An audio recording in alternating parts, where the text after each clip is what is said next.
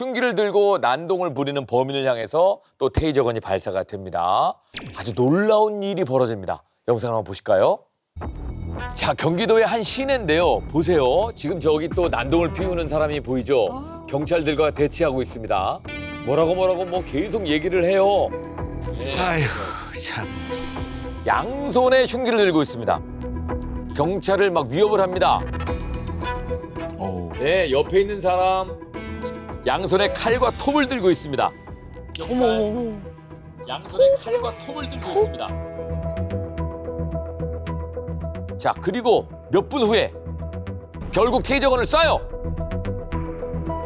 예, 결국 테이저건을 쐈는데, 자, 테이저건을 쏘고 맞았는데 끔찍도 않고 멀쩡해요. 멀쩡해요. 맞았는데요? 쓰러지지 않고 또 다시 달려듭니다.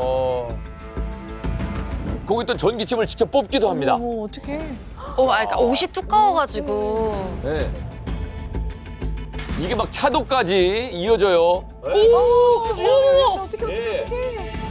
장봉을 맞았는데 안 떨어뜨려. 와 너무 위험한. 아니 막 경찰 4대1로 막 지금 막 하네. 어우. 자, 결국 어떻게 되는지 보세요. 지금 경찰 한 분이 조준을 하고 있죠. 실탄을 쏠 수밖에 없는 상황. 아 다리 쪽으로 맞추셨구나. 네. 테이저건이 발사가 됐는데도 제압이 안 되니까 이제 마지막에 실탄을 쏴서 제압을 합니다. 야, 진짜. 취했나 보다. 네, 일단 이 사건에 있어서의 저 남성은요. 중국 국적의 일용직 근로자였는데요. 함께 일하고 있는 한국인 일용직 근로자가 자기를 무시하는 것 같다. 그래서 양손에 칼과 톱을 들고 다 죽여버리겠다고 소리를 치면서 피해자한테 달려들었던 이런 상황이었습니다. 네. 그래서 이제 경찰이 여러 차례 설득도 하고 경고를 하죠. 그럼에도 불구하고 이제 사회적 약자가 강한 걸 보여주겠다. 이런 말도 안 되는 소리를 하면서 경찰관한테 흉기를 들고 달려들었습니다. 이 체포하는 과정에서 경찰관 한 명이 왼쪽 허벅지 부분을 조금 다쳤어요. 그래서 전치 2주에 진단을 받기도 했습니다. 아유. 아니, 그러면 경찰까지 다치게 했으니까 이건 공무집행 방해까지 추가가 됐겠죠? 네, 그렇습니다. 가중처벌을 받아야 될 것 같은데. 그렇습니다. 저 사람 이제 검거돼서 수사받고 기소가 되었고요. 판결문 내용을 보면요. 피고인은 거리에서 칼과 톱을 소지한 채 위협적인 행동을 한 점, 그리고 국가의 공권력을 무시한 점, 오히려 피해자에게 책임을 전가하면서 반성하지 않는 점 등을 모두 고려해서 특수협박 및 특수공무집행 방해치상의 유죄가 선고되었고요. 징역 6년형 선고되었습니다. 근데 테이저건 쐈는데 옷이 너무 두꺼워가지고 버틴 네. 거죠. 저 범인이 가죽 점퍼를 입고 있었는데 그게 너무 두꺼워서 테이저건의 침이 범인에게 제대로 꽂히지 않았던 상황입니다. 아 근데 아까 보면 너무 위험했잖아요. 막 주변에 시민분들도 많이 돌아다니고 있는 상황인데 저럴 때 그냥 바로 실탄으로 좀 대응하면 안 되는 건지. 왜 무기도 2개나 들고 있고 꼭 테이저건 해보고 안 됐을 때 실탄으로 가야 되는 그런 룰이 있나요? 예, 경찰 물리력 행사 기준과 방법에 관한 그런 규칙이 있는데 거기에 보면 5단계로 이렇게 분리가 되어 있습니다. 첫 번째는 수능 단계, 그다음에 소극적 저항 단계, 그다음에 적극적 저항 단계, 여기에는 이제 분사기, 그리고 또 폭력적 공격을 대항해 오면 그때는 테이저건, 그다음에 치명적 공격, 뭐 칼을 들고 위해를 가할 이럴 때는 이제 권총 사용.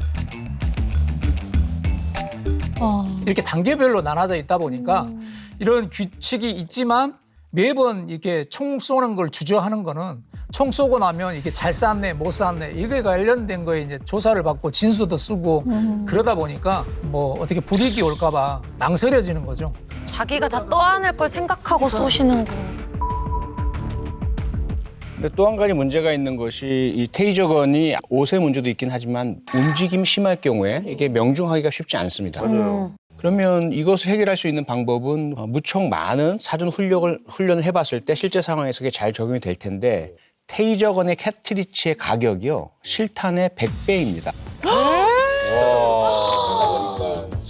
테이저건은 카트리지 한 발에 3만 원 정도 한데 총알은 한 알에 200원에서 300원? 훨씬 싼 거죠. 그러다 보니까 실상 거의 훈련을 하지 못하고 실전에서만 사용하는 그런 좀 한계가 또 있죠. 아니 진짜 겨울철이라서 사실 진짜 옷이 두꺼우면 제압하기 너무 어려우실 것 같은데 뭔가 방법이 없을까요? 예, 겨울철에 테이저건의 한계를 현장 경찰관은 너무나 잘 알고 있습니다. 이제 그런데도 뭐 겨울철에 이렇게 테이저건을 사용이 잘 안 되니까 무기를 사용해라 이런 지시는 없어요. 그렇기 때문에 현장 경찰관들이 현장에서 판단을 잘 해가지고 과감하게 총을 사용해서 쏴야 됩니다. 이게 그 점이 제일 아쉬운 점인데요. 우리는 주로 현장 경찰관의 현명한 판단에 모든 걸 맡겨요. 그러니까. 그런데 미국에서는 주로 이제 경찰 장비 사용 규칙을 변경을 했습니다. 겨울철에 테이저건이 워낙 두꺼운 옷 때문에 잘 작용을 안 하다 보니까 겨울철에만큼은 테이저 사용이라는 단계를 빼줬습니다. 바로 실타 사용할 수 있도록. 그러니까 우리도 현장 경찰관에게 맡길 게 아니라 경찰청에서 책임지고 그런 규칙을 마련해주고 그 다음에 문제가 생길 때는 책임을 좀 져주는 그런 좀 보호자 같은 역할을 좀 해줘야 된다고 생각합니다.